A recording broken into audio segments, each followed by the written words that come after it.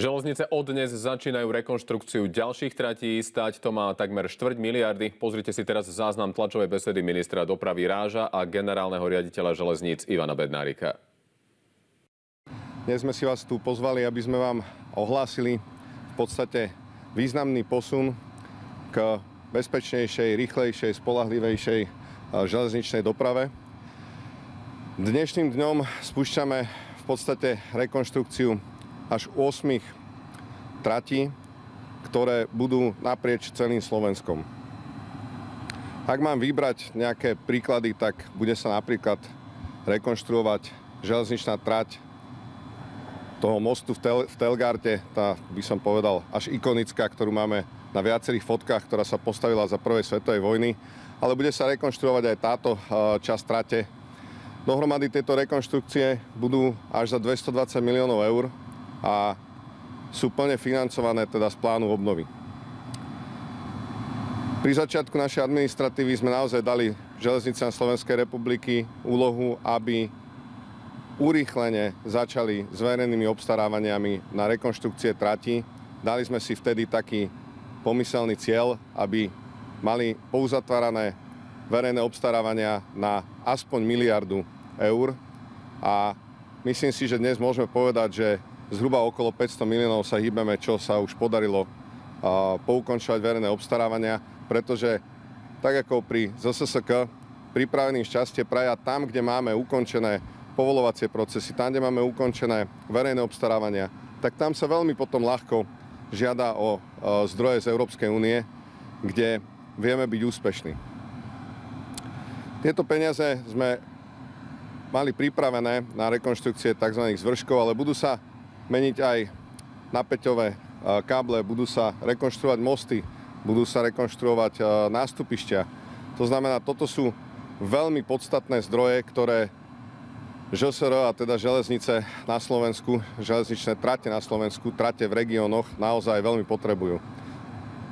Ešte raz opakujem to, čo už niekoľkokrát som povedal, že ak vieme a ak teda chceme dostať ľudí postupne do hromadnej dopravy, tak potrebujeme, aby bola spoľahlivá, aby chodila na čas, aby chodila rýchlo a aby mala čo najvyššiu mieru komfortu. A toto je ďalší krok týmto smerom. Tak verím tomu, že sa nám podarí aj ďalej rekonštruovať vo veľkej miere. Neviem, či viete, sme podali žiadosti na Európsku úniu aj na ten tzv. CEF, na veľmi veľké investície rekonštrukcii práve tej trate na východe, respektíve tej našej najpodstatnejšej trate, ktorá spája od Žiliny smerom na Košice Slovensko. Verím, že aj keď sa nám možno nepodarí, pretože teraz tá obálka bola len na 1 miliardu a v podstate je to pre všetkých 26 krajín Európskej únie, verím, že budeme úspešní a že dostaneme nejaké prostriedky pridelené. Podstatné je, ak aj nie teraz, tak treba byť pripravený na ostatné obálky, na ďalšie výzvy, ktoré budú či už v Military Mobility alebo v tzv. SAFE programe. Čaká nás, by som povedal, veľa takýchto víziev teraz a Slovensko má veľkú výhodu, že tzv. TEN-T koridory, ktoré spájajú sever s juhom a východ so západom, sú na Slovensku 100% zhodné aj s tzv. Military Mobility koridormi, čiže máme veľkú šancu na úspech a verím, že len tam, kde budeme pripravení, tak tam sa to podarí. Čiže ešte sa naspäť teda vrátim. Dúfam, že tieto rekonštrukcie, týchto 8 rekonštrukcií v celkovej hodnote 220 miliónov bude zrealizovaných v čase. Sa pozerám tu na pána generálneho, že sa mu to dúfam podarí všetko a teda dúfam, že zhotovitelia budú poslúchať a budú doručovať veci na čas a že sa tu stretneme takto pri tom pomyselní strihaní pások na ukončené rekonštrukcie v týchto úsekoch a v týchto hodnotách. Ďakujem pekne. Ak môžem, ja by som doplnil ešte pár údajov. Vás ako vždy zaujímajú čísla. Pán minister vám prezentoval aktuálny stav plánu obnovy, čo je len jedna časť, z ktorých financujeme železničnú infraštruktúru a celkový rozsah tej investície z plánu obnovy je 518 až 527 miliónov eur. Je to 12 projektov, o 8 hovoríme preto, lebo sú aktuálne na stole a bude ukončené alebo začaté obstarávanie a máme tam deadline do 36.2026. Mimo to máme preinvestované veľké prostriedky z ostatných operačných programov alebo z ostatných európskych peňazí, a to je tzv. Connected Europe Facility, čiže CEF, kde mierime, preinvestovali sme 500 miliónov k dnešnému dňu a mierime k čerpaniu 1,6 miliardy, to je to, čo pán minister spomenul, a čakáme, že v lete sa dozvieme, že či Slovensko v tej obálke alebo uspeje, alebo neuspeje, a potom budeme následne riešiť, ako a z čoho to financovať do budúcna, pokiaľ dostaneme záporné stanovisko. Ale ja verím, že aj tendencia Európskej únie a Európskej komisie podporovať zelenšiu a bezpečnejšiu prepravu, čiže železnicu, bude prepísaná aj do reality a nie len do sľubov. Máme tam ešte samozrejme plán Slovensko alebo operačný program Slovensko. To sú ďalšie stovky miliónov, ktoré čerpáme a robíme. Chcel by som sa týmto ospravedlniť cestujúcim a dopravcom, ktorí prepravujú uhlie, rudu a všetky tieto veci, že sme sťažili situáciu na železničnej sieti Slovenskej republike, ale asi všetci chápeme, že je to nevyhnutný krok. Pokiaľ nám má ekonomika šlapať alebo udržať výkonnosť ekonomiky, infraštruktúra je nevyhnutná. A ja som neskutočne rád, a touto cestou by som chcel verejne poďakovať ministrovi dopravy a celému ministerstvu, že od roku 2024 prvýkrát po 10 rokoch sme dostali prostriedky na bežnú údržbu. Čiže dokážeme opravovať koleje, ktoré 10 rokov nedostali svoje, a minuli sme na to 60 miliónov eur. A tento rok sa plánuje preinvestovať, to je bežná údržba, spoľahlivosť, výmena jednotlivých výhybiek, tiež desiatky miliónov eur. Prípadné otázky, ďakujem. Ďakujem pekne, nech sa páči. Môžem nadviazať na to, čo teraz pán riaditeľ rozprával, ak by ste mohli niektorými číslami povedať, ako máme my celkovo za slovenský investícií v týchto veciach, pretože pozrieme obrovské sumy, a podotázka, je trh pripravený na toto všetko nasadiť, firmy, kapacity ľudí, robotníkov, inžinierov a tak ďalej? Obidve otázky sú trefné a správne. Prvá časť, že keby sme spočítali všetko tak, aby sme mali vycukrikovanú železnicu, tak je nevyhnutné minúť 8 miliard eur. A žiaľ, toto si naša ekonomika, žiadna ekonomika v strednej Európe nemôže dovoliť, ale ja som rád, že sme začali mazať ten investičný dlh, a keby sme takto pokračovali, tak za 20 rokov dokážeme tú železnicu dať dohromady. K druhej časti otázky, čo sa týka, prosím, aby... Áno, máte pravdu, že sme brzdení aj kapacitou tých dodávateľov, a neviem si predstaviť, že by nám dneska niekto povedal, že nám dá 8 miliard a my by sme ich vedeli preinvestovať. Nie, nevedeli. Takže otázka je správna a odpovedá aj na tú prvú časť. Ideme v tom rozsahu, čo štátny rozpočet umožňuje. V prvom kroku to som neskutočne rád aj v rámci konsolidácie, že železnica je priorita, a je priorita aj pre Európsku úniu. To si môžeme potvrdiť. A zároveň som neskutočne rád, že to, čo sme prostriedky dostali, sme ich aj dokázali minúť. Čiže inými slovami, to nám ten stavebný trh bol schopný absorbovať. Keby sme tam dali asi 200 miliónov ročne, narazíme na problém, že nestabilita tých zákazok, nikto nevie, čo bude o 6 rokov, čo bude o 10 rokov, takže tie firmy sa do toho až tak veľmi nehrnú, lebo to sú aj pre nich investície, či už do techniky alebo do ľudí. Ja ešte doplním ale, lebo není to až tak pesimistické, lebo v tých 8 miliardách už je napríklad zarátaná aj tá miliarda, ktorá už teraz ide. Ano. To znamená aj zakontrahovaná, sú na to prostriedky, a v tej miliarde započítaná napríklad aj dve rekonštrukcie významné, a to je Palúdza Liptovský Hrádok a Vydrník Markušovce, ktoré máme napríklad vo vysokom štádiu rozpracovanosti, a ideme žiadať, máme to medzi tými 16 projektami, kde žiadame CEF, a v prípade, že tam neúspejeme, tak to rovno preklopíme do military mobility a budeme úspešní, verím tomu. Čiže ono to zase není úplne tak, že tá 8 miliard a rastie to, klesá to. A možno sa nám darí teraz. Možno by stálo za zmienku aj to, že keď si pozriete tie naše investičné zámery, tak sú väčšinou opreté na cestu smerom východ. To znamená, že aj Európska komisia, Európska únia, pokiaľ myslí pomoc Ukrajine vážne, tak tu by mala akcelerovať a malo by to fungovať. Ďakujem. Nech sa páči. Ja by som sa chcel opýtať z tých projektov, ktoré sa budú financovať z plánu obnovy, tak či všetkých za pripravené, že sa to dá stihnúť, lebo tam je ten úsek bioresursu, ten najväčší, a tam máte všetko. Samozrejme, bavíme sa už o režime verejného obstarávania, ja by som vám nemal vedieť odpovedať. ale môžem potvrdiť to, že z 8 projektov je 6 uzatvorených, rozrobených. 2 sú ešte stále v námietkovom procese neúspešných uchádzačov alebo uchádzačov, ktorí spochybňujú výsledok obstarávania a musíme sa s tým vysporiadať. Doba výstavby konkrétneho projektu je 300 dní. To znamená, že pokiaľ sa s tým nebudeme schopní vysporiadať do 2 mesiacov, ohrozujeme deadline 36.2026. Robíme na tom, uvidíme. Nech sa páči, nejaká ďalšia otázka?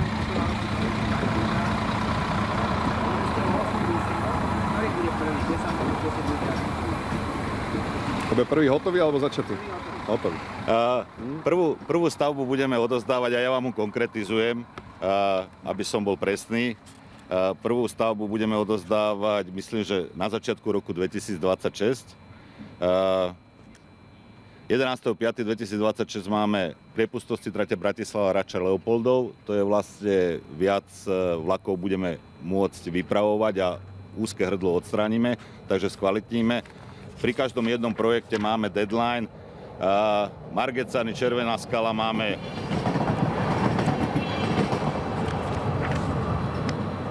9.2.2026. No. Takže to je tá, čo hovorím, že bude asi najskôr. 9. februára. Áno. To je tam, kde... Ale hovorím, všetko je to stavané tak a boli tam vybraté projekty, ktoré sa dajú stihnúť. Nech sa páči, pokojne sa pýtajte. Aké sú teraz plány na zdvojkolajenie trate Bratislava-Komár, respektíve Jednu zdvojkolajnieku máme dneska v projektovej príprave, alebo teda súťažíme EU, alebo robíme EU a súťažíme projektovú prípravu a to je Devinská Nová Ves. Čo sa týka zdvojkolajenia trate na regionálne trate, alebo teda trate v regióne, ktorá je bez elektrifikácie, to znamená to, čo sa pýtate, Komárno cez Dunajskú Stredu, tak toto je stále ešte len na papieri. Nezačali sme proces, začali sme tam robiť samozrejme opravu Košariska, myslím, že je to jazero. Tam robíme teraz preložku prestavbu, aby sme tam zvýšili kapacitu, ale ako také konkrétne zdvojkolajnenie je v našom šuplíku ako niečo, čo chceme mať. Ale ešte sme to, nie sme v tej fáze, že vám poviem, že o 2 roky začíname, ale je možné, že to o 2 roky začneme. Nech sa páči.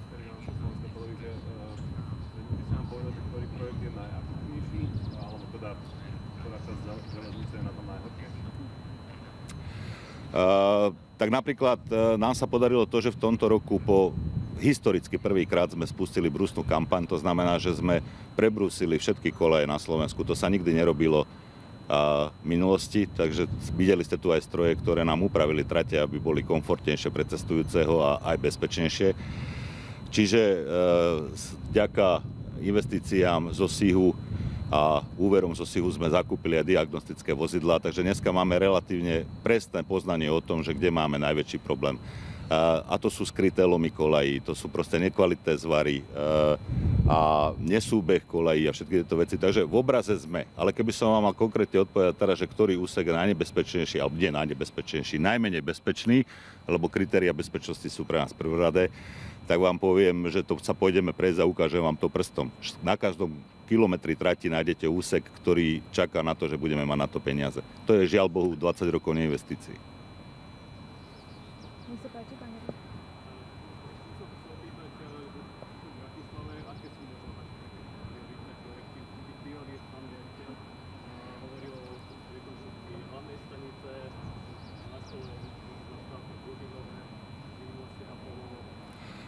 Čo sa týka TIOPov, tak to je verejne známe, k tomu by som sa nechcel venovať. Čo sa týka modernizácie stanice do kultúrnejšieho Stále priorita. Je to absolútna priorita, pán minister si to potvrdí. Ja som bol pri tom, keď tú prioritu identifikoval a ten pokyn dal. Takže tam sme dnes pred vypísaním výberového konania na projektovú dokumentáciu. Vypisujeme to v horizonte 10 dní. A predstava je taká, že do konca roku 2028 bude bratislavská hlavná stanica minimálne tak útulná, ako tá stanica, na ktorej dneska stojíme. Ale musím povedať, že tam sme sa dohodli na tom, že viaceré, by som povedal, nazvem to rekonštrukcie, výmeny okien a podobne sa budú realizovať priebežne. To znamená, tie prvé výsledky uvidíte čoskoro.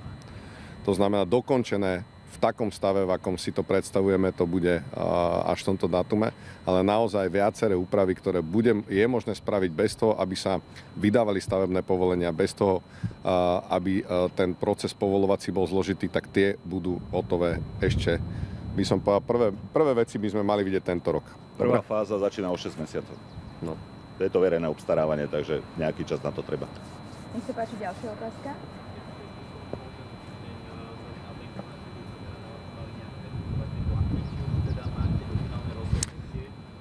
Poviem vám, máme finálne rozhodnutie. Prešli sme si včera s kolegami úplne, že konkrétne vlaky, konkrétne časy a potom sme to starostlivo zvážili a zavrhli sme to. Proste, bohužiaľ, tak, aby to dávalo ZSSK zmysel, tak museli by zrušiť aj vlaky, ktorými ľudia chodia do práce a v lete síce študenti možno nechodia, ale ľudia do práce chodia. To znamená, ten, by som povedal, cost benefit nám vyšiel tak, že za 2 milióny by sme síce ušetrili za to leto, ale myslím, že by sme veľa občanov Slovenska nahnevali, čiže nepovolíme to z SSK, aby to mohli urobiť. To znamená, tie vlaky budú chodiť a zároveň sme si povedali, kde tie peniaze skúsi pán generálny riaditeľ ušetriť. Poviem otvorene, bavili sme sa o tom, že si bude musieť spraviť revíziu OPEX-ových zmluv, takzvaných, to znamená tých nákladových štandardných zmluv dodávateľských. A samozrejme určite budeme uvažovať aj s tým, že dostane z ministerstva nejakú časť z rozpočtu na podporu.